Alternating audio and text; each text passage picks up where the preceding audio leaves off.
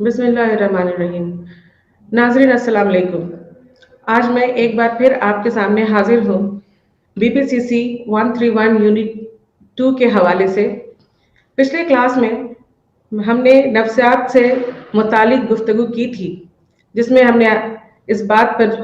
जोर दिया था कि नफ्सियात क्या है और नफ्सियात की जानकारी हमें क्यों हासिल करनी चाहिए। इसी सिलसिले से नफ्सियाती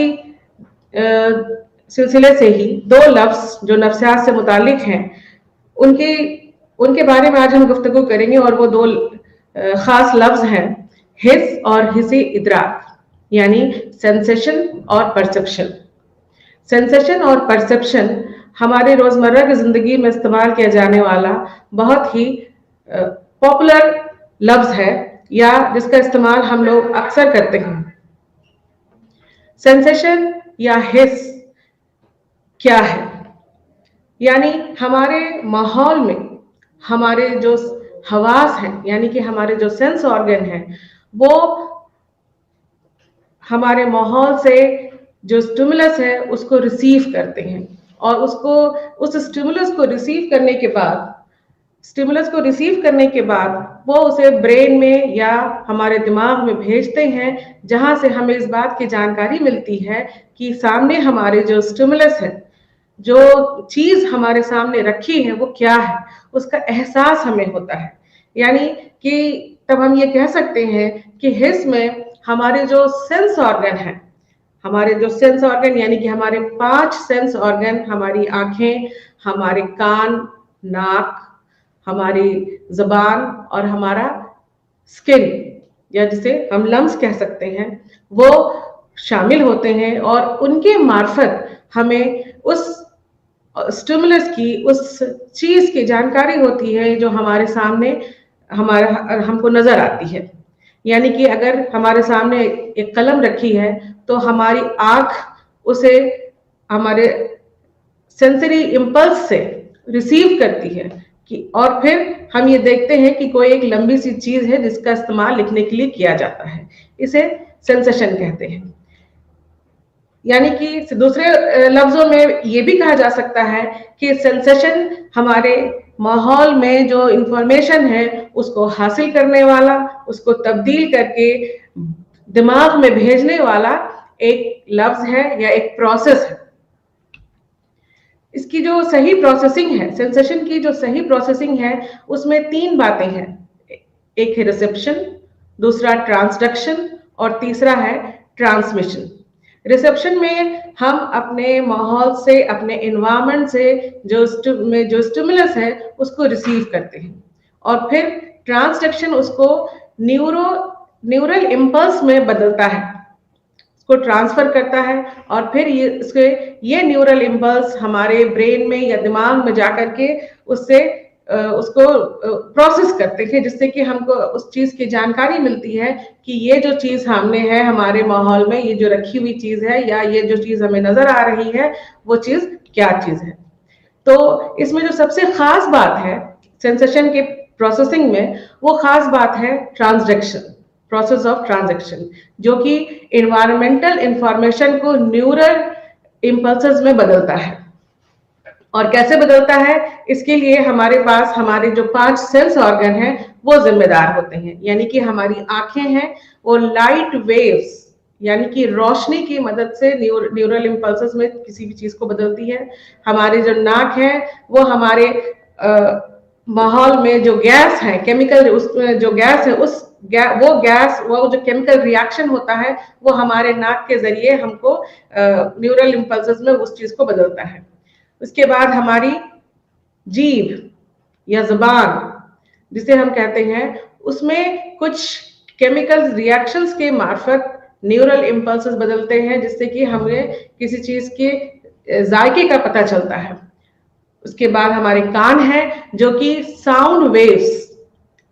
आवाज की लहर को न्यूरल इम्पल्सेस में बदलते हैं। और आखिर में हमारा जो स्किन है वो अलग अलग तरीके से, जैसे कि दबाव, दर्द या हरारत को न्यूरल इम्पल्स में बदलता है, और फिर हमें उस चीज की जानकारी या उसका एहसास होता है। मिसाल के तौर पर यहाँ पर आप इस स्लाइड में देख रहे हैं कि एक सेब रखा हुआ है। इस सेब को जब हम देखते हैं तो हमारे आंख से जो सेंसरी इंपल्स है वो निकल करके सेब पर जब जाता है तो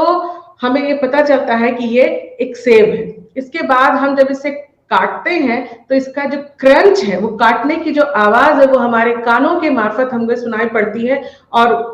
तब हमें ये एहसास होता है कि हम इसे काट रहे हैं। और काटने के साथ ही जैसे ही इसका रिएक्शन हमारे जुबान के साथ होता है तो हमें इसके मीठे, फीके या कड़वे होने का एहसास होता है।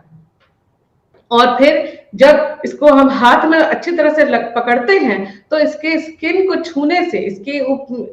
जो ऊपरी परत है, इसकी जो सतह है, इसको जब हम छूते हैं तो इससे हमें इसके चिकनेपन का, इसके रुखड़ेपन का, इसके गर्म होने का, इसके ठंडे होने का आभास होता है। अगर हम फ्रीज से, रेफ्रिजरेटर से एक सेब बाहर निकालते हैं तो जैसे ही हम उससे छूते हैं हमें यह एहसास होता है कि ये बहुत ठंडा है। ये ठंडापन का जो एहसास है ये हमारे स्किन रिसेप्टर्स की वजह से होता है, जो कोई अगर ये हमारे स्किन रिसेप्टर काम ना करे तो हमें इसका एहसास नहीं होगा कि वो सेब जो है वो ठंडा है या गर्म है या उसमें कुछ कोई भी उसमें हरारत है या नहीं है।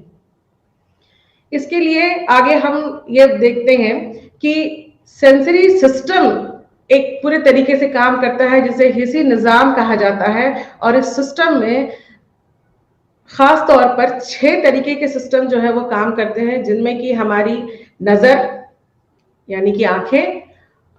सूंघने से मुतालिक यानी कि हमारे नाक ऑल्फैक्टरी सिस्टम, जायके से मुतालिक हमारी जीभ, स्किन या जिसे हम कह सकते हैं टैक्टाइल सेंसेशन जो कि छू करके पता चलता है, काइनेस्थेटिक सेंसेशन यानी कि उजलाती हिस्स। इसमें ये खास बात ये होती है कि हमारे बॉडी का जो मूवमेंट होता है, हमारे जिस्म का जो हिलना डुलना, चलना फिरना या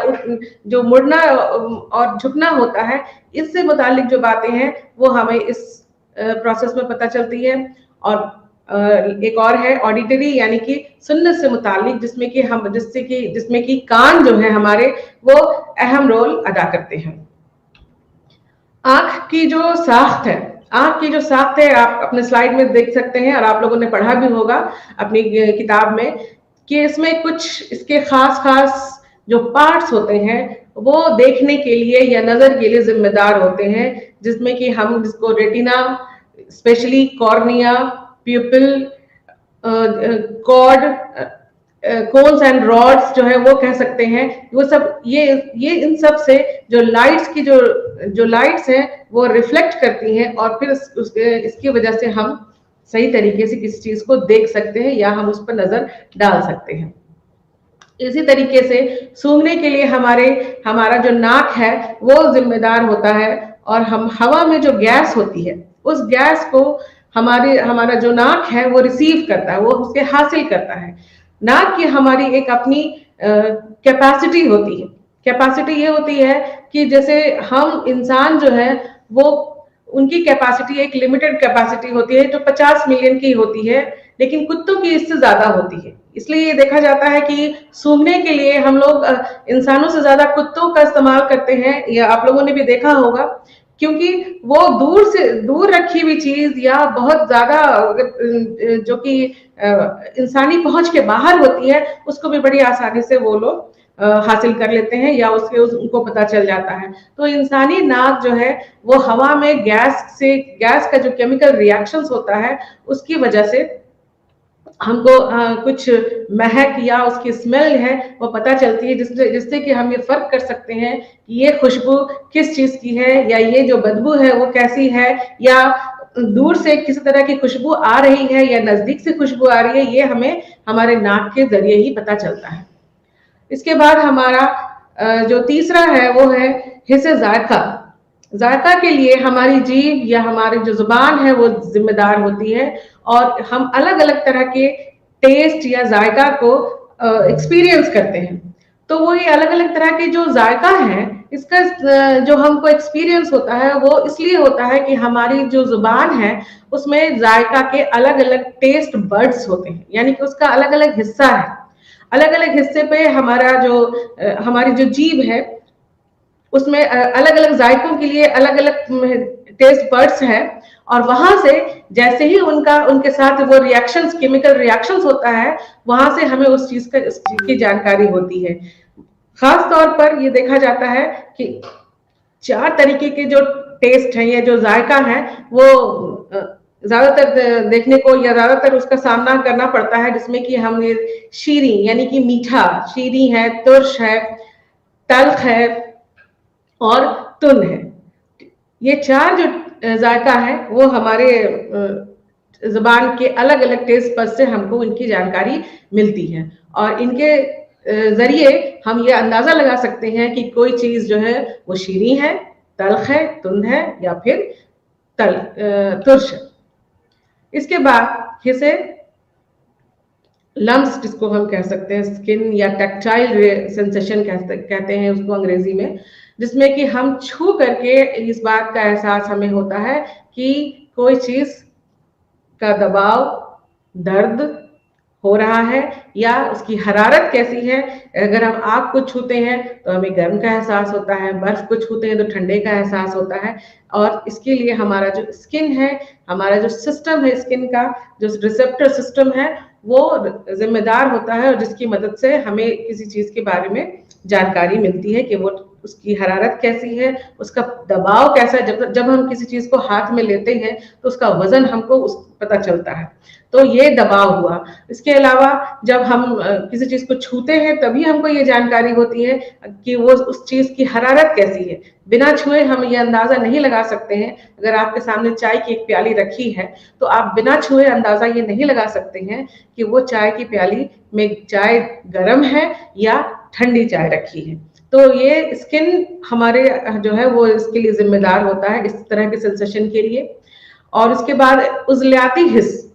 उजलियाती हिस्स में हमने आपको बताया कि हमारे बॉडी का जो मूवमेंट होता है, पोजीशन और मूवमेंट, हम सीधे खड़े हैं, एक पैर पे खड़े हैं या क्रॉस करके खड़े हैं, या किस पोजीशन में है, इसका एहसास और ये जो बैलेंस है, ये हमें उजलियाती हिस्स से जानकारी मिलती है। इसके बाद इंसानी कान, जो कि हमको सुनने के लिए दस्तयाब हैं और जिससे कि हम सुन सकते हैं साउंड वेव्स को। अलग अलग तरह के साउंड वेव्स होते हैं, पिच है, लाउडनेस है, आवाज की जो आवाज जो होती है, लाउडनेस की साउंड की जो लाउडनेस होती है कि ऊंची आवाज है या धीमी आवाज हो रही है, या फिर टिम्बर यानी कि लय। किसी भी चीज को लय के तौर पे हम पहचानते हैं, जैसे कि अगर शहनाई बज रही है और पियानो बज रहा है तो दोनों में हम फर्क कर सकते हैं कि ये शहनाई की आवाज है और एक तरफ पियानो की आवाज है। इसी तरीके से अगर किसी के बच्चे के रोने की आवाज है या हंसने की आवाज है तो उसके हम उस लय से उसको हम फर्क कर सकते हैं कि ये आवाज जो है वो किस तरह की है। तो इसके लिए हमारा कान जो है वो जिम्मेदार होता है, और कान में हमारे 3 हिस्से हैं, इनर पार्ट, मिडिल पार्ट और आउटर पार्ट। अंदरूनी हिस्सा, बीच का हिस्सा और बाहरी हिस्सा, और इन हिस्सों से ही हमारे जो साउंड वेव्स हैं वो टकराते हैं और वो हमको सुनने के लिए तैयार करते हैं। इसके बाद जो हम आप लोगों के साथ गुफ्तगू करेंगे वो है परसेप्शन, यानी कि हिस्से इदराक। परसेप्शन सेंसेशन के बिना मुमकिन नहीं है। यानी कि परसेप्शन में आप अपने स्लाइड में देख रहे हैं कि हमने लिखा हुआ है यहाँ पर कि परसेप्शन जो है वो सेंसेशन और मीनिंग का जमा है। यानी कि सेंसेशन के बिना परसेप्शन जो है वो मुमकिन नहीं है। सेंसेशन में जब मीनिंग जुड़ जाता है तो वो परसेप्शन या हमारी समझ जो है वो होती है। अगर हमारे सामने कोई चीज रखी है और हम उसे देख रहे हैं, लेकिन अगर उसमें उस मीनिंग नहीं है तो वो चीज हमारे लिए हमारी समझ के बाहर होती है। हमारी समझ के बाहर इसलिए होती है क्योंकि हम उसका कोई अंदाजा या कोई मतलब नहीं लगा सकते हैं। मिसाल के तौर पर ये कहा जा सकता है कि अगर आपने पेन ड्राइव देखा है तो आप उसका अंदाजा कर सकते हैं कि जब आपके सामने पेन ड्राइव रखी रहे तो आप देख करके उसको समझ सकते हैं कि ये पेन ड्राइव है। आपने कप देखा है, चाय की प्याली देखी है, तो आप अंदाजा लगा सकते हैं कि हाँ ये चाय की प्याली है और इसका इस्तेमाल चाय पीने के लिए किया जाता है। लेकिन अगर कोई ऐसी चीज आपके सामने आए जिसे आपने कभी देखा नहीं, आपने उसे आपने उसको महसूस नहीं किया, आपको उसकी जानकारी नहीं है, आपने उसका तजुर्बा अगर नहीं किया है, तो आप उस चीज के बारे में समझ हासिल नहीं कर सकते हैं। तो परसेप्शन के लिए ये जरूरी है कि सेंसेशन के जरिए हमें उस चीज की जानकारी तो हो रही है, हम उसे देख रहे हैं या सुन रहे हैं या हम उसको छू करके उसका अंदाजा लगा लेते हैं, लेकिन वो उसकी उसकी मीनिंग क्या है, उसका मतलब क्या है, ये हमें तभी जानकारी हो सकती है जब हम उसको तजुर्बा करें, उसके बारे में हमको पहले से कोई जानकारी हो, हम उसके बारे में अगर पहले से कुछ अगर हमने पढ़ा हुआ है तो हम उसको तभी उसको हम अच्छे तरीके से समझ सकते हैं। इसलिए परसेप्शन में के लिए सबसे ज्यादा जरूरी है कि सेंसेशन के साथ साथ उसमें मीनिंग भी हो। और इस तरीके से तब हम ये कह सकते हैं कि तब परसेप्शन में तीन बातें जरूरी तौर पर इस्तेमाल हो सकती हैं, जो कि है इंतखाब, तरतीब और तशरीह। यानी कि पहले तो हम किसी चीज का इंतखाब करते हैं कि हमें क्या देखना है। हमारे माहौल में बहुत सारी चीजें हैं, लेकिन हम सब चीजों पर एक साथ नजर नहीं डाल सकते हैं। अगर आप कहीं जा रहे हैं और दो लोग हैं, तो दोनों लोग सभी चीजों को एक साथ एक ही तरीके से नहीं देखते हैं। हम उस चीज को देखते हैं जिस चीज पे हमारा ध्यान पहले जाता हो, हमारी जरूरत हो, हमारा कोई मोटिवेशन हो, हमारा इंटरेस्ट हो उस चीज में, तो हम उस चीज पर हम नजर डालते हैं। तो यानी कि परसेप्शन के लिए सबसे पहले जो जरूरी बात है वो है कि इंतखाब, यानी कि हम सिलेक्शन करें कि हमें क्या देखना है। उसके बाद है उसमें उसकी तरतीब करें। हम तरतीब ये करें कि उसको हम ऑर्गेनाइज करें, उसको समझने की ये कोशिश करें कि ये जो चीज है वो क्या चीज है, ये कहाँ है, इसको कैसे हम हमारा जो सेंस ऑर्गन्स है, तो वो उस चीज को ऑर्गेनाइज करता है कि ये चीज क्या है। और फिर आखिर में आता है तशरीह, यानी कि हम उस इंतखाब किए हुए चीज का जब तरतीब कर लेते हैं, तो तरतीब करने के बाद हम उसकी तशरीह करते हैं कि ये चीज आखिर क्या है। अगर आपके सामने एक चाय की प्याली है रखी हुई और आप आपने उसका इंतखाब किया, तो आपके जो सेंस ऑर्गन है उसको तरतीब करते हैं कि ये क्या चीज है, और फिर ये तशरीह उसकी होती है कि ये चाय की प्याली है जिसका इस्तेमाल चाय पीने में किया जा सकता है, दूध पीने के लिए भी कर सकते हैं, और वगैरह वगैरह। जैसा जैसा हमारा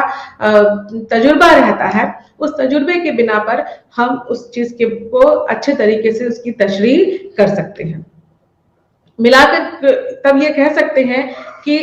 जो परसेप्शन है वो एक integrating, organising and interpreting sensation है। यानी कि ऐसा सेंसेशन है, ऐसा हिस्स है जो कि मिलाता है, जोड़ता है और फिर उसकी तशरीह करता है। परसेप्शन का कुछ खास फितरत है। इसकी जो फितरत है वो ये है कि इसमें मीनिंग होना चाहिए, यानी मतलब होना चाहिए। बिना मतलब के अगर कोई चीज हमारे सामने है तो वो परसेप्शन नहीं कहलाएगी, या उस चीज को हम परसेप्शन नहीं कह सकते हैं, क्योंकि हम उस चीज का मीनिंग नहीं निकाल पा रहे। जैसे कि हमने आपको अभी कहा कि जब तक कोई चीज हमारे सामने या हमारी समझ के अगर परे होती है, तो हम उस चीज को परसीव या उसका परसेप्शन नहीं कर पाते हैं। और जब मीनिंगफुल होती है, इसमें मीनिंग होता है, तो हम उस चीज का सही तरीके से उसकी समझ हमको होने लगती है और हम उस चीज को उसी तरीके से सही तरीके से देखने लगते हैं। सिलेक्शन होता है, परसेप्शन इज सिलेक्टिव, यानी कि हम खास चीजों का ही परसेप्शन करते हैं। हमारे माहौल में बहुत सारी चीजें होती हैं, हम सबको एक साथ उसका परसेप्शन या उसकी समझ हमको हासिल नहीं होती है। हमें खास चीजों की ही समझ हासिल होती है, जिससे जो चीजें हमारे जाती मसलों से जुड़ी होती हैं, हमारे जाती इंटरेस्ट से जुड़ी होती हैं, उससे हम उसी का परसेप्शन करते हैं। और इस परसेप्शन के लिए जरूरी होता है कि हिस हो, सेंसेशन हो, चाहे वो नजरियाती हो, चाहे वो सुनने से मुतालिक हो या फिर जायके से मुतालिक हो। इसके बाद परसेप्शन में ऑब्जर्वेशन या तजुर्बे की जरूरत होती है। अगर तजुर्बा नहीं है पहले से, तो हमें वो चीज हमारे लिए बेमानी हो जाती है और हम उसका सही परसेप्शन या सही समझ नहीं हासिल कर सकते हैं। और जब परसेप्शन हमें हो जाता है, यानी कि किसी चीज की समझ हमें हो जाती है, तो एक सही रूप में वो चीज हमें दिखाई देती है, उसकी सूरत जो है वो बहुत साफ हो जाती है, जिससे कि उसका एक साफ साफ इमेज बनता है और हमें वो चीज बहुत ज्यादा सही और क्लियर दिखाई देने लगती है। यहाँ पर परसेप्शन के कुछ नजरियाती नुक्ते नजर हैं, यानी कि परसेप्शन को अलग अलग तरीके से आप लोगों ने बताया है, जिसमें कि खास बात यह है कि दो तरीके के अप्रोच या दो तरीके के जो नुक्ता नजर है वो अहम है। पहला है बॉटम अप प्रोसेसिंग और दूसरा है top up processing. Bottom up processing में खास बात क्या है? बॉटम अप प्रोसेसिंग वो चीज है जिसमें कि जिस तरह के परसेप्शन में अलग से किसी तरह की जानकारी की जरूरत नहीं होती है। अलग से तरह की जानकारी से मुराद ये है कि यहाँ पर जो स्टिमुलस है, जो चीज हमारे सामने रखी है, उसमें जो कैरेक्टरिस्टिक्स है उसी से हम उसका परसेप्शन कर लेते हैं। यहाँ पर आप अपने स्लाइड में देख रहे हैं कि यहाँ पर दो चेहरा है और जिसमें कि बॉटम अप प्रोसेसिंग में है कि व्हाट एम आई सीइंग, मैं क्या देख रही हूँ, ये बॉटम अप बताता है कि क्या देखना है। और जो टॉप अप प्रोसेस है उसमें आपके एक्सपीरियंस, आपका जो तजुर्बा है, आपके जो ख्यालात हैं, वो सब मिल करके आपके सेंसेशन को मानेखेज बनाते हैं और तब जाके हम किसी चीज का परसेप्शन करते हैं। तो यानी कि हम ये कह सकते हैं कि बॉटम अप प्रोसेसिंग में जो भी जानकारी हमारे सेंस ऑर्गन हमें देते हैं उसको हम जमा करते हैं और जमा करके हमें जो नतीजा मिलता है उससे हम समझ लेते हैं। लेकिन टॉप अप प्रोसेस में हमारे जो आइडियाज हैं, हमारे जो ख्यालात हैं, हमारी उम्मीदें, हमारा जो तजुर्बा है, वो सब मिलके उसको इंटरप्रेट करता है, उसको बताता है और तब जाके उस इंफॉर्मेशन को हम हासिल करते हैं। परसेप्शन के बहुत सारे नुक्ता नजर है, जिसमें कि सबसे ज्यादा अहम और खास नुक्ता नजर गेस्टाल्ट के इदार की तंजीम के कवानीन जो है उनको बताया जाता है। और इसमें figure ground, grouping, constituency, pattern और डिस्टेंस क्यूज अलग अलग हिस्से में इसको बांट दिया गया है। इनके गेस्टाल्ट के अलग अलग इदार की जो तंजीम के कानून है उनको अलग अलग हिस्से में बांट करके बताया गया है, जिसकी चर्चा या जिसके बारे में गुफ्तगू हम यहाँ पर करेंगे। सबसे पहले figure ground perception. Figure ground perception में क्या है कि जब भी कोई चीज हमारे सामने आती है या हम अपने माहौल में किसी चीज को देखते हैं तो उसमें दो चीजें हमें दिखाई देती हैं, यानी कि हम अपने इंटरेस्ट से, अपने मोटिवेशन के हिसाब से उस चीज को हासिल करते हैं, उस चीज को देखते हैं। यानी कि जो चीज हमें सामने दिखाई देती है वो फिगर होता है और जो चीज हमें पीछे दिखाई देती है उसे हम बैकग्राउंड कहते हैं। किसी के जरूरी नहीं है कि हर इंसान के लिए फिगर एक ही हो और बैकग्राउंड भी एक ही हो। किसी के लिए फिगर पहले है और किसी को फिर बैकग्राउंड पहले दिखाई देता है। तो ये डिपेंड करता है ये कि हमारी जो जरूरत है, हमारा जो मोटिवेशन है, हमारा जो इंटरेस्ट है वो किस चीज का, वो कैसा है, और उससे मुतालिक जब हम किसी चीज को पे नजर डालते हैं तो या तो हमें वो फिगर के तौर पे दिखाई देता है या बैकग्राउंड के तौर पे दिखाई देता है। सामने दिखाई देने वाली चीज फिगर है और जो पीछे दिखाई देती है उसे हम बैकग्राउंड कहते हैं। जैसा कि आप अपने स्लाइड में देख रहे हैं कि एक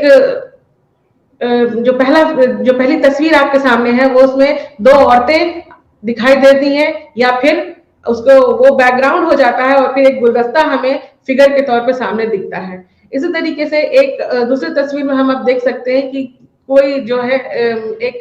चेहरा है, एक फिगर, एक आदमी है या जो भी इसको मान ले कि वो दौड़ रहा है या वो लपक रहे हैं, लेकिन ये फिगर हो गया। और बैकग्राउंड के तौर पर फिर हम ये देखते हैं कि कोई एक तीर है, ये दो तीर की जो निशान है वो आगे की तरफ जा रहे हैं। तो इस तरीके से हम ये देखते हैं कि जो चीज हमारे सामने है वो फिगर है और जो पीछे की तरफ से हमें दिखाई पड़ती है वो बैकग्राउंड होता है। और ये सब इसलिए होता है कि ये हमारे जो जाती इंटरेस्ट होते हैं उस पर ये सब चीजें जो है वो डिपेंड करती हैं। गेस्टाल्ट के जो ग्रुपिंग के जो लॉज हैं वो है ममासलात के कानून, कुर्बत का कानून, तसलसल का कानून, बंदिश का कानून, इल्म किस्मत का कानून और अच्छी शक्ल का कानून। ये कुछ खास कुछ कानून है जिसे गेस्टाल्ट ने अपने लॉ में अच्छे से बताया है और खास तौर पे बताया है, जिसमें कि ममासलत का कानून हम ये देखते हैं कि जिन चीजों में सिमिलैरिटी या ममासलत होती है वो चीज हमें ज्यादा अच्छी दिखाई पड़ती है। इसी तरीके से कुर्बत के कानून में जिन चीजों में नजदीकी होती है वो चीज ज्यादा साफ दिखाई देती है। जैसा कि आप अपने स्लाइड में देख सकते हैं कि ये दिखाया जा रहा है कि इसमें कुछ जो ब्लॉक्स हैं वो कुछ अलग अलग है, लेकिन उनको जब उनकी जो दूरी जब कम कर दी गई है तो वो हमें ज्यादा साफ साफ दिखाई देती है। तसलसल का कानून में ये है कि जिस चीज में कंटिन्यूटी होती है, जिस चीज में वो लगातार वो चलते हुए या लगातार होते हुए नजर आता है वो हमें साफ दिखता है, और जिसमें कंटिन्यूटी नहीं होती है वो थोड़ा हमें कम दिखता है। बंदिश का कानून ये बताता है कि हमारे सामने जब कोई ऑब्जेक्ट या कोई चीज जब हमारे सामने होती है तो वो चीज अगर पूरी ना भी हो तो भी हम अपनी तरफ से पूरी करके उस चीज को उस तरीके से देखते हैं। जैसे कि यहाँ पर एक देख रहे हैं कि एक आपको भालू की शक्ल दिखाई दे रही है, लेकिन ये भालू पूरी तरीके से बना हुआ नहीं है। इसमें इसको पूरा करने के लिए जो लाइंस होते हैं, जिन लकीरों की जरूरत होती है वो लकीर हम अपनी तरफ से इसमें जोड़ लेते हैं और जोड़ करके इसको बंद करके एक भालू की शक्ल में पूरा एज अ होल कुल के तौर पे देखते हैं। जैसा कि गेस्टाल्ट का आपको पिछले क्लास में हमने आपसे गुफ्तगू की थी कि गेस्टाल्ट का जो लॉ है वो होल एज अ होल बताता है कि हम किसी चीज को जब देखते हैं समझते हैं तो उसे टुकड़ों में ना देख करके हम उसे एक कुल के तौर पे देखते हैं, होल के तौर पे देखते हैं। तो यहाँ पर भी ये उनका जो लॉ है उसमें इस कानून में भी ये बात लागू होती है कि जो खालीपन है जो उसको हम अपनी तरफ से जोड़ लेते हैं, जिसे हम बंदिश का कानून कहते हैं। आम किस्मत का कानून में हम ये देखते हैं कि जो चीजें एक जैसी लगती हैं वो उसे हम एक ग्रुपिंग में समझने लगते हैं। इसी तरीके से अच्छी शक्ल का कानून, यानी कि अच्छी शक्ल का कानून या लॉ ऑफ प्रेग्नेंस जिसको कहते हैं, इसमें हम क्या करते हैं कि जो चीजें अच्छी तरीके से शक्ल की होती है या जिन शक्ल से मुराद ये है कि जिन चीजों का कुछ माने निकलता हो, उन चीजों को हम एक ग्रुप के तौर पे या उन चीजों को एक साथ देख सकते हैं। जैसे कि यहाँ पर आप अपने स्लाइड में देख रहे हैं कि कुछ गोल गोल छल्ले बने हुए हैं। इन छल्लों को हम अलग अलग ना देख करके एक साथ जोड़ करके देख रहे हैं। जैसे कि ये 5 छल्ले हैं तो ये 5 छल्ले एक ओलंपिक सिंबल के तौर पे हमें ज्यादा समझ में आते हैं, ना कि अलग अलग गोल छल्ले। इसका मतलब हमें समझ में तभी आता है जब हम इसको अगर एक साथ जोड़ करके देखें कि ये ओलंपिक सिंबल के तौर पर है, तो हमें ज्यादा क्लियर इसकी समझ होने लगती है। इसके बाद गेस्टाल्ट के लॉ के बाद जो परसेप्शन का सबसे इंपॉर्टेंट या खास एक और पहलू है डेप्थ एंड डिस्टेंस परसेप्शन, गहराई और फासले का इदराक। गहराई और फासले का इदराक से मतलब है कि हम किसी चीज की दूरी का, किसी चीज की गहराई का अंदाजा किस तरीके से लगाते हैं और इसके लिए क्या जरूरी है। इसके लिए दो तरीके के क्यूज को इंपॉर्टेंट बताया गया है। एक को बाइनोक्यूलर क्यूज यानी कि दूरबीन क्यूज इसको कहते हैं, यानी कि जिसमें दोनों आंखों की जरूरत होती है, और दूसरा है मोनोक्यूलर क्यूज। मोनोक्यूलर क्यूज में एक चश्मी क्यूज को भी कहा जाता है, और इसमें जैसा कि नाम से आपको पता चल रहा है कि एक चश्मे का मतलब है एक आंख। यानी कि इस तरह के क्यूज में अगर आपकी एक आंख डैमेज है तो भी आप एक आंख से इस तरह के दूरी का या इस तरह की गहराई का अंदाजा लगा सकते हैं या उसे समझ सकते हैं। लेकिन जो दूरबीन क्यूज है इसमें दोनों आंख की जरूरत पड़ती है, और अगर आपकी एक आंख खराब है या एक आंख किसी वजह से डैमेज हो जाती है तो हम इस तरह के क्यूज का अंदाजा नहीं लगा सकते हैं। मोनोक्यूलर क्यूज या एक चश्मी क्यूज में कुछ अलग अलग टाइप्स हैं, जैसे कि साइज, उसका आकार है, लीनियर पर्सपेक्टिव, उसका टेक्सचर, उसका रूप रंग, उसकी पोजीशन है, उसकी ऊंचाई है, शैडोइंग है, छाया, या फिर एरियल पर्सपेक्टिव या हेज कहेंगे उसको, जिसमें कि धुंधलापन जिसे कहा जा सकता है, रिलेटिव ब्राइटनेस, चमकीलापन, काइनेटिक डेप्थ, या और फिर मोशन पैरालेक्स यानी कि मूवमेंट। और बाइनोकुलर में दो तरीके के टाइप्स होते हैं, एक है कन्वर्जेंस और दूसरा है रेटिनल डिस्पैरिटी, यानी कि रेटिना की खराबी या इसको डिफरेंस या फर्क कह सकते हैं, रेटिनल फर्क कहा जा सकता है इसको, डिस्पैरिटी। तो मोनोक्यूलर क्यूज में जो सबसे पहला टाइप है वो रिलेटिव साइज है, यानी कि साइज के हिसाब से उसके साइज के हिसाब से हम किसी भी चीज का जो परसेप्शन करते हैं उसमें वो फर्क होता है, यानी कि जो चीज सामने होती है वो हमें बड़ी दिखाई पड़ती है और जो चीज दूर होती है वो हमें छोटी दिखाई पड़ती है। जैसे कि यहाँ पर आप एक देख रहे हैं कि ये फूलों भरा का जो बागान है, तो इसमें जो फूल आपको नजदीक से दिखाई दे रहे हैं वो हमें बड़े बड़े दिखाई दे रहे हैं, और जो दूर की तरफ है वो हमें छोटे छोटे दिखाई पड़ रहे हैं और एक समान दिखाई दे रहे हैं, वो जाके आपस में एक जैसे दिख रहे हैं। लेकिन जो नजदीक है वो हमें थोड़े से ऊपर भी दिख रहे हैं, थोड़े से बड़े भी दिख रहे हैं, और उनमें हमें जो फर्क है वो साफ साफ दिख रहा है। तो ये फर्क हुआ, ये फर्क इसलिए दिखाई दे रहा है क्योंकि इसमें साइज जो है वो अपना रोल निभा रहा है।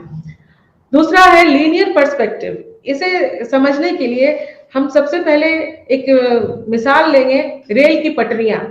जैसे रेल की पटरियां क्या होती हैं कि जब नजदीक से हम देखते हैं तो हमें वो दो लाइन, उसकी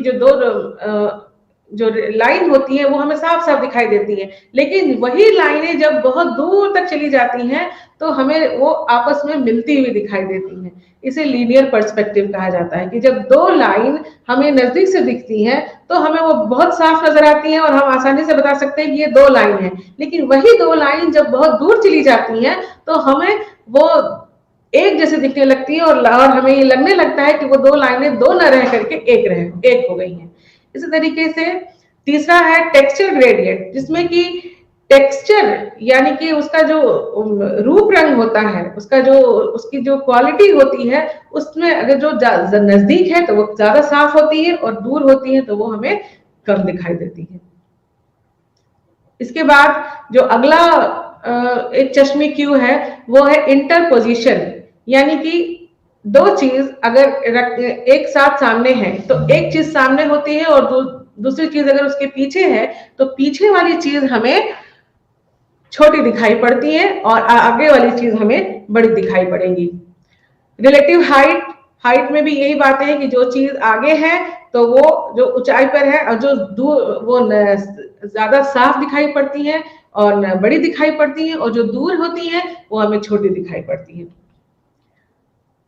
क्लैरिटी में ये रिलेटिव क्लैरिटी में भी ये बात आती है कि जो चीज ज्यादा नजदीक है वो क्लियर होती है और जो चीज दूर हो जाती है वो हमें कम साफ दिखाई देती है, यानी कि उसमें थोड़ा सा हमें धुंधलापन दिखने लगता है। और अगर जो चीज नजदीक होती है जिसपे कि अच्छे से लाइट पड़ रही है, रोशनी जा रही है या हम उसको अच्छे से देख सकते हैं तो वो हमें बड़ी बड़ी चीजें दिखाई देती है और साफ साफ दिखाई देती है। इसके बाद जो दूसरा मोनोक्यूलर क्यूज है वो है रिलेटिव मोशन, यानी कि जब हम इसका तजुर्बा तब करते हैं जब हम अगर ट्रेन पर बैठे हैं या हम खास तौर पर ट्रेन पे ही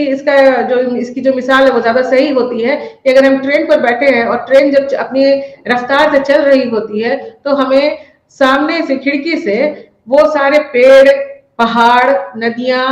और जो बस्तियां हैं वो भी ट्रेन के साथ साथ भागती हुई नजर आती हैं या चलती हुई नजर आती हैं। इसे रिलेटिव मोशन कहा जाता है। ये इसलिए होता है, ये ऐसा नहीं है कि वो जो बस्तियां हैं या जो पहाड़ हैं या नदियां हैं वो भाग रही हैं, भाग हम रहे होते हैं। यानी कि जो ट्रेन है, जिस ट्रेन पर हम बैठे हैं, हालांकि उसमें भी मूवमेंट नहीं है, हमारे अंदर मूवमेंट नहीं है, ट्रेन में मूवमेंट है, ट्रेन चल रही है। तो ट्रेन के चलने से वो हमारे अंदर भी एक तरह का मूवमेंट होने लगता है और जो सामने हमारे नजर आती है चीजें वो भी हमें उसी की तरह चलती हुई नजर आती है, जिसे हम रिलेटिव मोशन कहते हैं। शैडो में शेडिंग इफेक्ट ये होता है कि जिस चीज पर जो शेड पड़ता है, तो जिस चीज पे जो परछाई पड़ती है तो वो हमें उस जो परछाई जब पड़ती है तो वो हमें धुंधली नजर आती है ज्यादा, और जो आगे वाली चीजें हैं वो ज्यादा क्लियर नजर आती हैं। रिलेटिव ब्राइटनेस के साथ भी यही बात है कि जब किसी चीज पर अच्छे से लाइट पड़ती है तो वो साफ साफ नजर आती है, क्लियर नजर आती है, और जिस पर लाइट कम पड़ती है तो वो हमें धुंधली नजर आती है, या उसमें उसकी जो साइज है, उसका जो आकार है वो कुछ हमें कम दिखाई देता है। ये सारे आपके जितने सारे क्यूज थे वो मोनोक्यूलर क्यूज थे, एक चश्मी क्यूज थे जिसे हम एक आंख की मदद से देखते हैं। इसके बाद जो डेप्थ परसेप्शन में दूसरा क्यू है वो है बाइनोक्यूलर क्यूज, या जिसे हम दूरबीन क्यूज कहते हैं, जिसमें दोनों आंख की जरूरत पड़ती है। और उसमें सबसे पहला जो टाइप है वो है रेटिनल डिस्पैरिटी, यानी कि हम जब किसी चीज को देखते हैं तो उस चीज से हमारे रेटिना पर एक इमेज बनता है, एक उसकी परछाई बनती है, एक उसकी तस्वीर बनती है हमारे रेटिना पर, लेकिन दोनों आंखों से बराबर वो इमेज नहीं बनता है। यानी कि राइट आइज जो दाहिना आंख है और बायां आंख है, इन दोनों आंखों में जो किसी चीज की परछाई बनती है, इमेज बनता है, उन दोनों में थोड़ा सा फर्क होता है। और ये फर्क हमें तब नजर आता है जब हम उस चीज को काफी नजदीक से देखते हैं। जैसा कि आप अपनी स्लाइड में देख रहे हैं कि एक आदमी अपने दोनों हाथों की अंगुलियों को आंखों के नजदीक ला करके देख रहे हैं। तो ये जो उंगलियां हैं उनके ऊपर जो नाखून है, इसको जब हम दूर से देखते हैं तो इसमें हमें कोई फर्क नहीं दिखाई पड़ता है, लेकिन जब बहुत नजदीक लाकर इसको हम देखते हैं तो ये रेटिनल डिस्पैरिटी की वजह से हमें इसका फर्क जो है वो समझ में आने लगता है, और ये दोनों आंखों की बदौलत ही मुमकिन है। दूसरा है कन्वर्जेंस। कन्वर्जेंस में क्या होता है कि जो दूर की चीजें हैं, हमारी जो आंख है जब वो दूर की चीजों को देखती है तो उस पर बाहर की तरफ वो फैलती हैं, और जब नजदीक की चीजों को देखती हैं तो अंदर की तरफ, जो नाक की तरफ जो है वो सिकुड़ती हैं। तो जब अंदर की तरफ वो सिकुड़ती हैं तो उससे हमें चीजें नजदीक दिखाई देती हैं, और जब दूर की तरफ हमें देखना होता है तो वो हमारी आंख जो है वो नाक से दूरी की तरफ जो है वो उनका फैलाव होता है, और जिसकी वजह से हमें वो चीज दूर दिखाई पड़ती है। आप जैसा कि यहाँ पर स्लाइड में देख सकते हैं कि जब दूर की चीज है, वो जो एक कीड़ा है या जिसको बटरफ्लाई कह सकते हैं, एक तितली है जो कि आंखों से दूर जब है तो ये आंखों के अंदर एक फैलाव हुआ, और तब वो चीज दूर से दिखाई दे रही है। लेकिन जब उसी चीज को नजदीक से देखना होता है तो वो उसमें सिकुड़न होता है, वो आंखें जो होती है हमारी, जो रेटिना जो है वो अंदर की तरफ सिकुड़ता है, नाक की तरफ, और तब वो चीज हमें नजदीक से साफ साफ दिखाई पड़ती है। इसके बाद परसेप्शन में का जो कॉन्सेप्ट है, जो परसेप्शन की जो अलग अलग कानून है, उसमें एक कानून है परसेप्चुअल कॉन्स्टेंसी, यानी कि रूप, साइज या उसका जो रंग है वो कैसा भी हो, वो हमें कांस्टेंट दिखाई देता है, जैसा है वैसा ही दिखाई पड़ता है। इसे परसेप्चुअल कॉन्स्टेंसी कहते हैं। यानी कि लाइट पड़ने से या दूर जाने से या रंग में बदलाव हो जाने से हमारे परसेप्शन में कोई खास फर्क नहीं पड़ता है। ये 5 तरीके के हैं, जिसमें size constituency, shape constituency, texture, colour और ब्राइटनेस, यानी कि साइज का है, आकार का है, बनावट का है, टेक्सचर का है, रंग और चमकीलेपन का। तो साइज में ये देख रहे हैं कि एक ही, देखिए यहाँ पर एक साइज के 2 लोग हैं, ठीक है, और जो 2 अलग अलग कोने में अगर खड़े हैं तो उनकी वजह से एक ही साइज के लोग हमें अलग अलग दिखाई पड़ते हैं, लेकिन साइज की कॉन्स्टेंसी ये है कि दोनों के साइज जो है वो एक है। सिर्फ अगर जो उनके जो एक कमरे में अगर 2 कोने पे जो खड़े हैं तो जो जिस रेटिना का जो इफेक्ट पड़ता है, जिसकी वजह से वो हमें छोटे या बड़े दिखाई पड़ते हैं,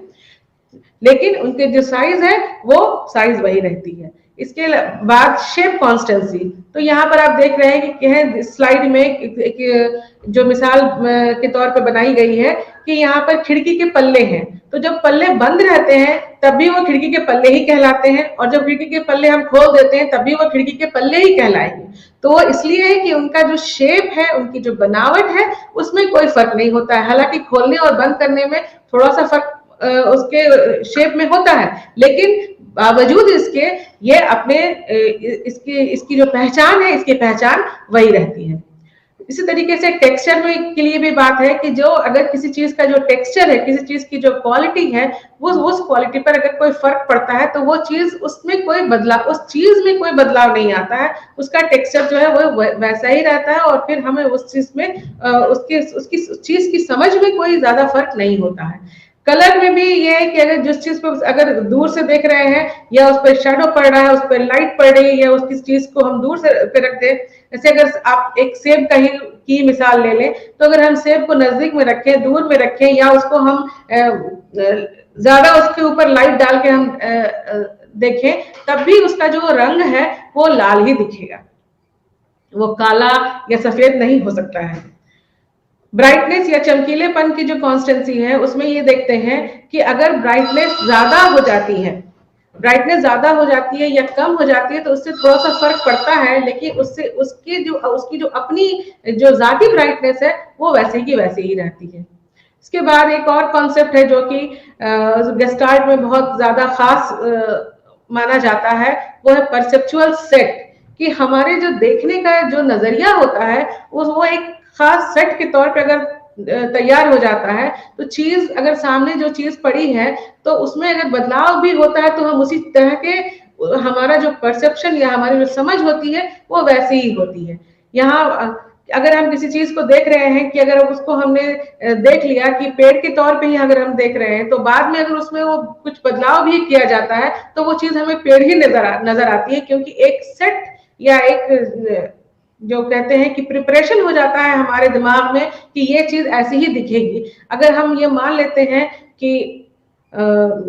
किसी फिल्म की हीरोइन अगर आपके सामने है, और तो ये हम मान लेते हैं कि वो खूबसूरत ही होती है, लेकिन अगर वो हमारे सामने है और अगर हमको वो नजर आती है कि अगर वो खूबसूरत ना भी हो तो हमें नजर आती है वो खूबसूरत, क्योंकि हमारा ये सेट हो जाता है कि परसेप्चुअल सेट हो जाता है कि वो खूबसूरत ही होगा। यानी कि हमारे दिमाग में एक तैयारी हो जाती है पहले से ही किसी चीज को देखने की, जब कि कोई चीज कैसा होगा तो हम उसको उसी तरीके से देखते हैं। अगर उसमें कोई बदलाव होता भी है तो वो बदलाव हमें नजर नहीं आता। परसेप्शन के बाद जो आपके सिलेबस में आपको पढ़ना है वो एक और खास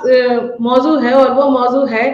इल्यूजन या फरेबे नजर जिसे हम कहते हैं। इसमें जैसे कि आपको नाम से ही समझ में बात आ रही है कि फरेबे नजर यानी कि नजर का धोखा, कि हमारे सामने जो चीज रहती है हम उस चीज को उस चीज के तौर पे ना देख करके नजर के धोखे के तौर पे देख लेते हैं, यानी कि हमारी नजर से धोखा हो जाता है। या दूसरी तरह से हम ये कह सकते हैं कि फॉल्स परसेप्शन, यानी कि झूठा गलत समझ जो है हम डेवलप कर लेते हैं किसी चीज के लिए, उसे हम फरेबे नजर कहते हैं। मिसाल के तौर पर अगर हम रात के अंधेरे में रस्सी देख लेते हैं तो हम उस रस्सी को सांप समझ लेते हैं और सांप समझ के डर जाते हैं। तो लेकिन सच्चाई यह है कि वो सांप नहीं रस्सी होती है, लेकिन फरेबे नजर की वजह से हमें वो रस्सी सांप दिखाई देती है और हम डर जाते हैं। इसे ही फरेबे नजर कहा जाता है। और इस फरेबे नजर की कई किस्म है, जिसे अलग अलग लोगों ने इसकी अलग अलग तरीके से इसके बारे में बताया है, जिसमें कि सबसे पहले है मूलर लायर इल्यूजन। यहाँ पर मूलर लायर इल्यूजन में दो तरीके की लकीरें आप देख रहे हैं अपने स्लाइड में। एक लकीर है वो एरो हेडेड है और दूसरी लकीर जो है वो फेदर हेडेड है। लेकिन यहाँ पर जो तीर रेखा वाली लकीर है वो छोटी दिखाई देती है पंख रेखा की लकीर से। तो पंख रेखा की लकीर और तीर रेखा की लकीर में कोई फर्क नहीं है, ये फर्क सिर्फ हमारी नजर का होता है कि हम तीर रेखा को पंख रेखा से छोटी समझने लगते हैं। इसके बाद पोंजो इल्यूजन है। पोंजो इल्यूजन में आप ये देख रहे हैं कि दो लाइन यहाँ पर बनी हुई है, एक पीले रंग की एक लाइन है और एक छोटी लाइन दिखाई दे रही है, और पीले रंग की एक लाइन है जो आगे की तरफ जब दूर की तरफ जा रही है तो वो थोड़ी बड़ी दिखाई दे रही है। जबकि सच्चाई ये है कि दोनों लाइन में कोई फर्क नहीं होता है, ये हमारी नजर का धोखा होता है कि ये हमें बड़ी आगे वाली लाइन जो है वो बड़ी लंबी दिखाई दे रही है। इसके बाद है मून इल्यूजन। मून इल्यूजन यानी कि चांद का फरेब। चांद का फरेब में ये होता है कि जैसे जैसे हम दूर जाते हैं वो हमें अलग अलग तरीके से वो कभी छोटा कभी आधा ये दिखाई देता है, जबकि उसके साइज में कोई बदलाव नहीं होता है। लेकिन हमें ये हमारी नजर के धोखे की वजह से जैसे जैसे वो हराइजन पे जाता है वो हमें वो छोटा दिखाई देने लगता है, आधा दिखाई देने लगता है, और हम हमारी नजर का धोखा हो जाता है, जिसे हम मून इल्यूजन कहते हैं। इसके बाद इबिंगहॉस इल्यूजन है, जिसमें कि आप देख रहे हैं कि दो तरीके के गोले यहाँ पे बने हुए हैं। एक गोला नीले रंग से है और दूसरा हरे रंग से है। तो और दोनों हरे रंग का जो गोला है उसको अगर हम ये पूछा जाए कि दोनों अगर हरे रंग के गोले में क्या फर्क है, तो जो दूसरी तरफ वाला गोला है जिसके नीले वाले गोले छोटे छोटे हैं, तो ये कहा जाता है कि दोनों में फर्क है। वो वाला दूसरा वाला जो गोला है वो छोटा है, जबकि फर्क दोनों में कुछ भी नहीं है। दोनों में सिर्फ हमारी नजर का फर्क होता है कि दोनों गोले समान हैं, बराबर हैं, और हमारी नजर के धोखे की वजह से हमें वो छोटे या बड़े दिखाई दे रहे हैं। इसे इबिंगहॉस इल्यूजन इसलिए कहा जाता है कि इसे इबिंगहॉस ने बनाया, इसके बारे में बताया था। इसे टिचनर इल्यूजन भी कहा जाता है, क्योंकि बाद में फिर टिचनर ने इसे आगे बढ़ाया और इसके बारे में और ज्यादा चर्चा की थी। द एम्स रूम इल्यूजन, जो दूसरा इल्यूजन है वो एम्स रूम इल्यूजन है। यानी कि यहाँ पर वही बातें हैं कि दो लोग जो बिल्कुल समान साइज के हैं, यहाँ पर जो जो दो लड़कियां हैं इस स्लाइड में, और एक छोटी दिखाई दे रही है और एक बड़ी दिखाई दे रही है। वो छोटी और बड़ी इसलिए दिखाई दे रही है कि वो दोनों दो तरह के कोने पर खड़ी है, और जिसके इमेज की वजह से वो छोटी या बड़ी दिखाई दे रही है, जबकि सच्चाई ये है कि दोनों के साइज में कोई फर्क नहीं है। और इसके बाद एक और इल्यूजन है, ऑप्टिकल इल्यूजन है, जिसे पोगेनड्रॉफ ऑप्टिकल इल्यूजन कहा जाता है। इसमें हम ये देख रहे हैं कि दो लाइन है जो है वो उसको एक तीसरी लाइन काट रही है, लेकिन जो काटने वाली लाइन है वो हमें दो तरीके की दिखाई पड़ रही है, दो तरीके की बल्कि तीन तरीके की भी दिखाई दे रही है। इसलिए दिखाई दे रही है कि ये हमें हमारी नजर के धोखा की वजह से ये हमें तीन लाइन दिखाई दे रही है, जबकि सच्चाई ये है कि इसे काटने वाली सिर्फ एक ही लाइन है, और इस एक लाइन को हम अपने नजरियात की वजह से अलग अलग तरीके से देख रहे हैं, उसको परसीव कर रहे हैं, जिसकी वजह से ये हमें तीन लाइन दिखाई दे रही है, एक ब्लू, एक लाल और एक काली लाइन जो हमें दिखाई दे रही है। जबकि सच्चाई ये है कि सिर्फ एक लाइन ही इस दोनों लाइन को एक लाइन को काट रही है या इसकी तरफ से जा रही है। तो इस तरीके से ये पोगेनड्रॉफ इल्यूजन है। और इस तरह के और भी बहुत सारे इल्यूजन हैं, या जिसको फरेब नजर कहते हैं, वह जो आम जिंदगी में भी हमें बहुत तरह का फरेब नजर देखने को मिलता है कि कभी कभी कोई चीज हमारे सामने होती है और हम धोखा खा जाते हैं कि उस चीज की जो सच्चाई है, उस चीज की जो शक्ल है, वो सही शक्ल में हम उसको ना देख करके हम अपने उसको गलत तरीके से देख लेते हैं, या हम उस चीज को देखने में फरेब खा जाते हैं, और उससे मुतालिक जो हमारा रवैया होता है या बिहेवियर होता है, फिर वो हम करने लगते हैं। तो इस तरीके से हम देख रहे हैं कि आज जो हमने आपके साथ गुफ्तगू की, वो गुफ्तगू एक परसेप्शन और सेंसेशन के मौजू पर थी, और वो इसके परसेप्शन से और सेंसेशन या जो उसको हिस कह लेते हैं, तो इससे इसकी जो वजाहत हमने की, तो उम्मीद करती हूँ कि आप लोगों को समझ में आ गया होगा। और सेंसेशन और परसेप्शन दोनों एक दूसरे से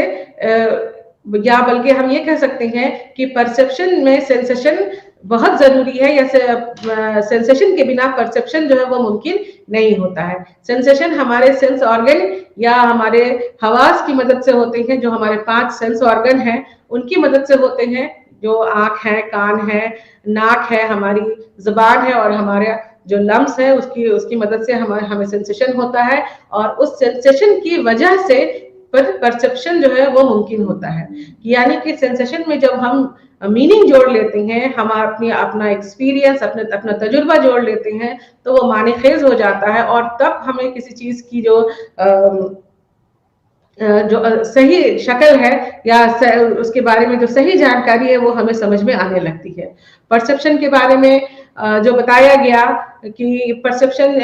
सभी जो प्रोसेस है उसमें सिलेक्शन है, उसमें मीनिंग है, उसमें एक इमेज बनता है। और इसकी जो चर्चा गेस्टाल्ट ने की स्पेशली, वैसे तो परसेप्शन के बारे में बहुत सारे जो साइकोलॉजिस्ट हैं उन्होंने अपने अपनी बात रखी है परसेप्शन को समझाने के लिए, लेकिन जो सबसे ज्यादा पॉपुलर और अहम है वो गेस्टाल्ट के जो कानून है वो सबसे ज्यादा इम्पोर्टेंट है। और उनके जो कानून है उसमें जो लॉ ऑफ सिमिलैरिटी है, लॉ ऑफ प्रॉक्सिमिटी, बंदिश का कानून, और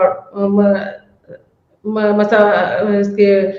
बंदिश के कानून के साथ आप ये देख रहे हैं कि हमने आपको बताया था कि बंदिश के कानून में ये होता है कि हम अपनी तरफ से उसमें कुछ जोड़ करके उस किसी अधूरे चीज को पूरा कर लेते हैं, इसको बंदिश का कानून कहते हैं। इस तरीके से सिमिलैरिटी के कानून में ये देखा गया कि जो चीजें समान होती हैं, एक जैसे नजर आती हैं, उन्हें हम जल्दी परसीव करते हैं। इस तरीके से जो अच्छी शक्ल का कानून है, अच्छी शक्ल के कानून में ये था कि हम अपनी तरफ से किसी चीज को जोड़ लेते हैं कि वो चीज जो है उसका सही मकसद क्या है, या वो चीज सही रूप में किस तरीके से सामने आती है। जैसे कि अगर कोई आधी अधूरी चीज हमारे सामने रखी की है या पूरी चीज भी अगर रखी होती है तो उस चीज को हम उस तरीके से ना देख करके उसको किसी ऐसी चीज से जोड़ लेते हैं जिससे उसका मकसद हमें ज्यादा साफ नजर आता है, तो हम उसे अच्छी शक्ल का कानून कहते हैं। इसी तरीके से अलग अलग तरीके से जो अलग अलग टाइप्स बताए गए, जैसे कि परसेप्चुअल कॉन्स्टेंसी में बताया गया स्पेशली कि अलग तरह की साइज, ब्राइटनेस या कलर अगर बराबर है तो उसमें अगर कोई फर्क पड़ता भी है तो वो फर्क हमें इसलिए नहीं दिखाई पड़ता है क्योंकि उसके अंदर परसेप्चुअल कॉन्स्टेंसी होती है, यानी कि हम हमारे देखने का जो नजरिया होता है वो कांस्टेंट हो जाता है। अगर चीज हमारे सामने रखी है, हमसे दूर रखी है, उस पर बहुत ज्यादा रोशनी पड़ रही है, उस पर या उसको कहीं उठा करके यहाँ से उठा करके हम दूसरे कमरे में रख देते हैं या उसको उठा करके खुले खुले मैदान में रख देते हैं, तब भी उसकी जो शक्ल है, उसकी जो सूरत है वो वैसे ही रहेगी। मिसाल के तौर पर यहाँ पर अगर एक मिसाल दिया जाए कि जैसे कोयला है, तो कोयले की जो शक्ल है वो उसका जो रंग है वो काला होता है, तो उस कोयले को अगर हम सूरज के नीचे रखें तो भी वो हमें कोयला ही दिखाई देगा, उसको हम उठा करके अपने कमरे में रखें तब भी हमें वो कोयला ही दिखाई देगा, और उसको उठा करके अगर हम अपने किचन में डाल देते हैं तब भी वो कोयला ही कहलाता है। ये परसेप्चुअल कॉन्स्टेंसी होता है जिसमें कि चीज जो है अपनी उसकी जो शक्ल है, उसकी जो बनावट है, उसके जो रंग है, उसमें बदलाव होने के बावजूद वो चीज हमें उसी तौर पे दिखाई देती है। जैसे कि अभी हम अपने स्लाइड में दिखाया था कि जो खिड़की का पल्ला है, खिड़की का पल्ला अगर हम खोल के रखें तब भी वो हमें खिड़की के पल्ले के तौर पे दिखाई देता है, अगर हम बंद करके रखें तब भी हमें वो पल्ले के तौर पे दिखाई पड़ता है। तो ये परसेप्चुअल कॉन्स्टेंसी का ही नमूना है, या उसे इसकी वजह जो है वो परसेप्चुअल कॉन्स्टेंसी है कि हमारे जो देखने और समझने का जो नजरिया होता है वो कांस्टेंट हो जाता है, वो बिल्कुल उसमें आकर के वो एग्जैक्ट वो फिट हो जाता है कि हाँ इसमें अब कोई भी जो बदलाव है, कोई भी तब्दीली जो है वो नहीं आ सकती है। और इसके बाद जो सबसे खास एक और पहलू पे हमने रोशनी डाली है वो है फरेब नजर, इल्यूजन, जिसका कि हमें अपने रोजमर्रा की जिंदगी में इसका सामना रोज करना पड़ता है या अक्सर करना पड़ता है, जिसमें कि हम एक चीज को गलत तरीके से समझने लगते हैं या गलत तरीके से हम उसका परसेप्शन करने लगते हैं। ये फरेब नजर कहलाता है। और कई तरह के फरेब नजर को हमने अपने स्लाइड में दिखाया, जिसमें कि दिखाया गया कि कैसे हम किसी चीज को गलत समझ लेते हैं। एक अगर साइज में हो या लाइंस के अकॉर्डिंग हो तो फिर वो हमें एक जैसी या उसमें जो बदलाव होता है वो बदलाव हमारी अपनी वजह से होता है, ना कि उस चीज में वो बदलाव होता है। जैसे हम रस्सी को सांप समझ लेते हैं तो रस्सी को सांप समझने की वजह वो रस्सी नहीं है बल्कि वो हमारी अपनी नियत है, हमारी अपना जो मोटिवेशन होता है या हमारा जो लाशऊरी दिमाग जिसे हम ये कहते हैं कि जो काम कर रहा होता है उसकी वजह से हम उस चीज का गलत या गलत परसेप्शन या उस तरीके को गलत तरीके से हम उसको देखने लगते हैं या समझने लगते हैं। और कई कई तरीके से, जैसे मून इल्यूजन बताया कि मून इल्यूजन बहुत ज्यादा कॉमन है कि चांद जो है वो हमें कभी छोटा दिखता है, कभी आधा दिखने लगता है, या कभी हमें वो पूरा गोल दिखता है। तो वो इसकी वजह ये नहीं कि चांद के शक्ल में या उसके साइज में कोई बदलाव आ रहा है, बल्कि हम जैसे जैसे वो होराइजन पे जाता है और जेनिथ पे जाता है, उसके हिसाब से उसमें बदलाव जो आता है, तो ये हमारी नजर का धोखा कहलाता है। तो नजर का धोखा जो है वो एक ऐसा खास पहलू होता है परसेप्शन में, जो कि आए दिन उसका सामना हम करते हैं, और हम उसकी वजह से कई चीजों को गलत समझ लेते हैं और धोखा खा बैठते हैं। और फिर जब हम उस चीज को सही तरीके से अपने तजुर्बे की वजह से या अपने एक्सपीरियंस की वजह से जब हम उस चीज को सही तरीके से जब समझते हैं, तब हम ये समझ पाते हैं कि हम जो पहले समझ रहे थे वो उसमें क्यों ये गलती हो रही थी, या हमको हमारे समझ में क्या गलत था। तो इस तरीके से सेंसेशन और परसेप्शन जो है वो एक बहुत खास, या इसको कह लेते हैं कि बहुत अहम मौजू है, या एक अहम चैप्टर है, एक अहम आपके सिलेबस में दिया गया है, जो जिसे कि आपको पढ़ना है। और इससे सिर्फ नफ्सियात में ही इसका रोल या इसका जो रोल है वो सिर्फ नफ्सियात के लिए काफी नहीं है, बल्कि आम जिंदगी में भी आप इससे फायदा उठा सकते हैं। अपने जाती जिंदगी में, अपने जाती कामों में हम इसका तजुर्बा हासिल कर सकते हैं और इससे फायदा उठा सकते हैं। तो उम्मीद है कि इसको आगे भी हम इस तरीके से आप इसे पढ़ेंगे अपनी किताब से, और आप इसमें जो हमने आपके साथ ये सारी गुफ्तगू की, जो इन सेंसेशन के बारे में और परसेप्शन के बारे में इसकी जो वजाहत की हमने, तो उम्मीद है आपको इससे फायदा हुआ होगा और आप इसका फायदा उठाएंगे, और अपनी किताब से आप जरूर पढ़ेंगे, ताकि आपको ये सारी चीजें जो है वो और अच्छे से तरीके से समझ में आ जाए, और अपने आप एग्जामिनेशन के लिए, अपनी समझ के लिए, अपने आप जानकारी के लिए इसे अच्छे तरीके से इसका इस्तेमाल कर सके। तो उम्मीद है कि आपको इस लेक्चर से, इस गुफ्तगू से जरूर फायदा हुआ होगा, और आगे भी हम आपके साथ इस तरीके से और भी अलग अलग जो मौजू है उस पर बात करेंगे इंशाअल्लाह। और आपको नफ्सियात के अलग अलग जो कॉन्सेप्ट्स हैं, अलग अलग जो टॉपिक्स हैं, उन पे चर्चा करेंगे, उन पे गुफ्तगू करेंगे, मुबाहसा करेंगे, और इंशाअल्लाह आपको उससे कुछ फायदा होगा, और आप अपने ज़ाती ज़िंदगी में, अपने पढ़ाई में उससे अच्छी तरीके से फायदा उठा सकेंगे। शुक्रिया।